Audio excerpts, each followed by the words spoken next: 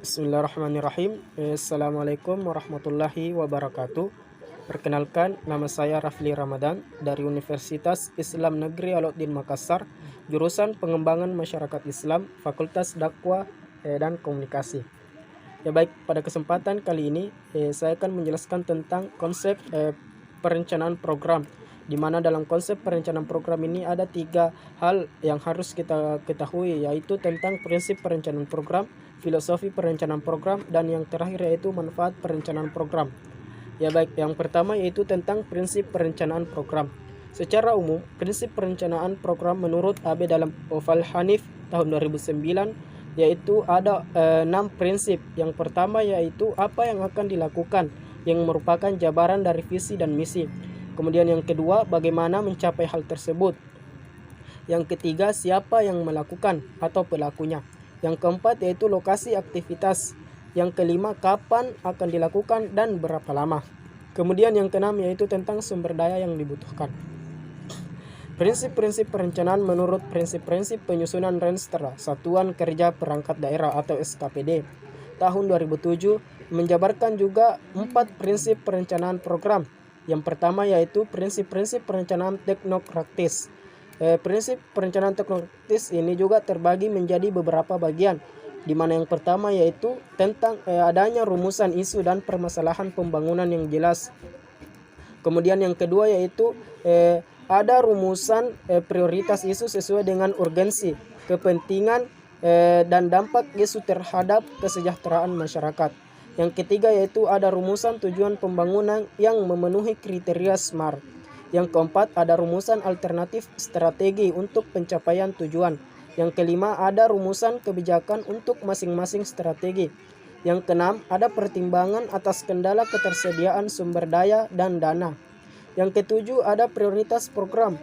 Yang kedelapan, ada tolak ukur dan target kinerja capaian program. Yang kesembilan yaitu ada paku indikatif program. Dan yang ke-10 yaitu ada kejelasan siapa yang bertanggung jawab untuk mencapai tujuan, sasaran, dan hasil serta waktu penyelesaian termasuk tinjauan ulang kemajuan pencapaian sasaran. Kemudian prinsip yang kedua yaitu tentang prinsip-prinsip perencanaan partisipatif. Dalam prinsip-prinsip perencanaan partisipatif ini juga terbagi menjadi beberapa bagian. Yang pertama yaitu ada identifikasi stakeholders yang relevan untuk dilibatkan dalam proses perumusan visi, misi, dan agenda SKPD. Kemudian yang kedua ada kesetaraan antara government dan non-government dalam pengambilan keputusan. Kemudian yang ketiga yaitu ada transparansi dan akuntabilitas dalam proses perencanaan. Yang keempat, ada keterwakilan yang memadai dari seluruh segmen masyarakat, terutama kaum perempuan dan kelompok marginal. Yang kelima yaitu ada sense of ownership masyarakat terhadap Renstra SKPD. Yang keenam, ada pelibatan media. Yang ketujuh, ada konsensus atau kesepakatan pada semua tahapan penting. Kemudian prinsip yang ketiga yaitu tentang prinsip-prinsip perencanaan top-down, di mana prinsip-prinsip perencanaan top-down ini juga terbagi menjadi beberapa bagian. Yang pertama yaitu ada sinergi dengan RPJM nasional dan Renstra kementerian atau lembaga. Kemudian yang kedua yaitu ada sinergi dan konsistensi dengan RPJPD dan RPJMD. Kemudian yang ketiga ada sinergi dan konsistensi dengan RT RW daerah.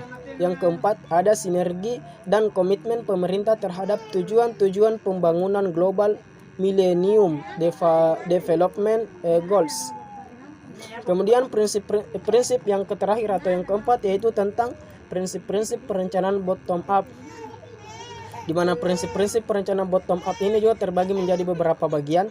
Yang pertama yaitu ada penjaringan aspirasi dan kebutuhan masyarakat untuk melihat konsistensi dengan visi, misi, dan program kepala daerah terpilih. Kemudian yang kedua, memperhatikan hasil proses musrenbang dan kesepakatan dengan masyarakat tentang prioritas pembangunan daerah. Yang ketiga yaitu mempertimbangkan hasil forum multi stakeholders SKPD. Dan yang keempat atau yang terakhir yaitu memperhatikan hasil proses penyusunan Renstra SKPD. Dalam prinsip perencanaan program ini Sumarsono juga memberikan pendapat pada tahun 2010 yaitu tentang prinsip perencanaan program terbagi menjadi dua, yaitu teknokrat dan partisipatif. Di mana yang pertama yaitu prinsip perencanaan teknokrat, yaitu dilakukan secara sepihak oleh para teknokrat yang duduk di struktur pemerintah, tidak melibatkan warga masyarakat, sehingga perencanaan program biasanya justru tidak sesuai dengan apa yang terjadi di lapangan, karena seringkali jauh dari harapan dan kebutuhan masyarakat. Masyarakat dibiarkan menjadi penonton saja. Kemudian yang kedua tentang prinsip perencanaan partisipatif, yaitu masyarakat sebagai subjek pembangunan dalam arti memberikan peluang masyarakat untuk menggunakan hak-hak politiknya untuk memberikan masukan dan aspirasi dalam penyusunan perencanaan pembangunan. Kemudian kita masuk pada bagian kedua konsep perencanaan program, yaitu tentang filosofi perencanaan program. Menurut Oval Hanif tahun 2009, filsafat perencanaan adalah suatu studi tentang prinsip-prinsip dalam proses dan mekanisme perencanaan secara mendalam, luas, dan menyeluruh berdasarkan filsafat ontologis, epistemologis, dan aksiologis. Filsafat perencanaan juga diharapkan akan dapat menguraikan beberapa komponen penting perencanaan dalam sebuah perencanaan, yakni tujuan apa yang hendak dicapai, kegiatan atau tindakan-tindakan untuk merealisasikan tujuan, dan waktu kapan bila mana tindakan tersebut hendak dilakukan. Kerangka pikir dari filosofi perencanaan dapat dirumuskan dalam beberapa bagian di bawah bagian-bagian berikut, di mana yang pertama yaitu strategi perencanaan merupakan tujuan untuk membentuk atau membuat suatu konsep atau konteks untuk keputusan dalam kelembagaan. Kemudian yang kedua yaitu tujuan dan proses perencanaan, yaitu untuk merumuskan arah pelembagaan atau berusaha untuk lebih baik. Dan yang ketiga yaitu hasil yang diinginkan dari proses perencanaan, yaitu untuk menyajikan suatu dokumen yang penting berguna bagi semua orang. Filosofi perencanaan strategis mengandung visi, misi, tujuan, sasaran, kebijakan, program, dan kegiatan yang realitas dengan mengantisipasi perkembangan masa depan. Dalam filosofi perencanaan program ada beberapa bagian filosofi, di mana yang pertama yaitu filosofi perencanaan teknokrat. Filosofi perencanaan teknokrat ini juga terbagi menjadi beberapa bagian. Yang pertama yaitu dilaksanakan oleh sekelompok teknokrat. Yang kedua, keberadaan dimensi politik sebagai elemen yang secara signifikan mempengaruhi proses dan hasil perencanaan. Yang ketiga yaitu perencanaan dipersepsikan menjadi sebagai alat pengambilan keputusan yang bebas nilai dan tak ada urusannya dengan kepentingan dan proses politik yang dilakukan oleh para politikus dan pengambil keputusan. Kemudian yang keempat yaitu menempatkan masyarakat sebagai objek rekayasa dan politik. Yang kelima yaitu produk perencanaan memiliki posisi yang sangat signifikan dalam mentransformasi masyarakat. Filosofi yang kedua yaitu tentang filosofi perencanaan partisipatif, menekankan adanya peran serta aktif dari masyarakat dalam merencanakan pembangunan, mulai dari pengenalan wilayah, pengidentifikasian masalah, sampai penentuan skala prioritas.